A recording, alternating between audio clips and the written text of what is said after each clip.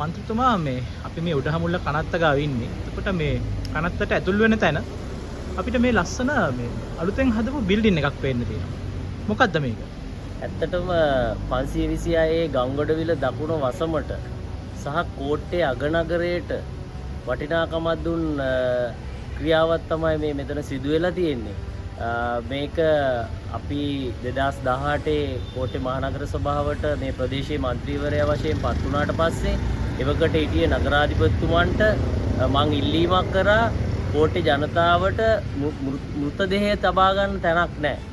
ඒ කියන්නේ මේ ඒරියා එකටම කෝට්ටේ කොහෙවත් අපේ අහිංසක ජනතාවගේ පුංචි ගෙවල් තියෙන්නේ, විශේෂයෙන් අඩු ආදායම්ලාභී පවුල් ඉන්නවා මේ රේල් පාරවල් වල.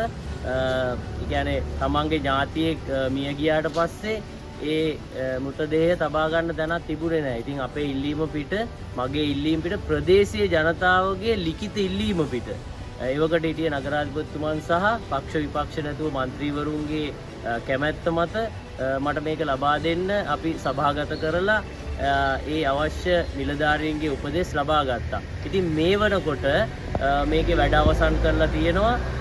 මෙතන ඒ වගේම ඒ එන තමන්ගේ ඥාතීන්ට කෑම බීම ලබා දෙන්න අච්චරම අපි උඩගට්ටුව හදලා තියෙනවා.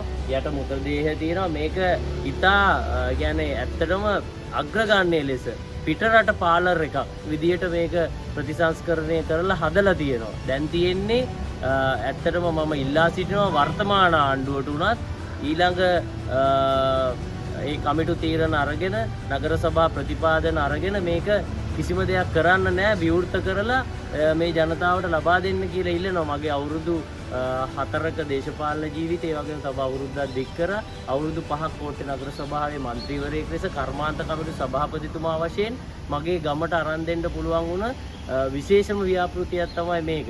කලදේ හරියට කරනවා යුතුයකමේ මනප